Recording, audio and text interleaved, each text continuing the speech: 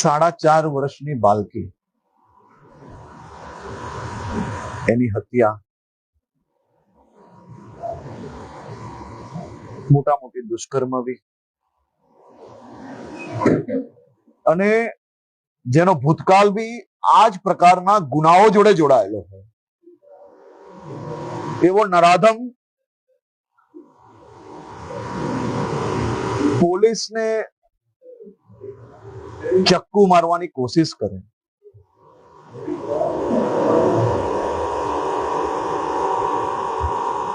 ચક્કુ મારવાની કોશિશ કરવી, અનેક ગુનાઓ કરેલા છે, અને એવા નરાધમ સામે જ્યારે પોલીસે સ્વબચાવમાં ફાયરિંગ કરવું પડે, આવા નરાધમોને